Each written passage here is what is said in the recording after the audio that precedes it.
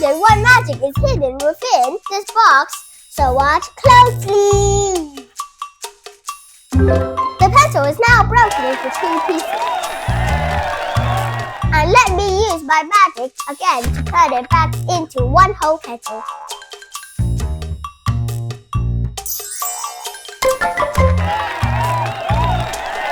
Yeah! I can do it, so you can do it too! Let us show you how to make this magical box.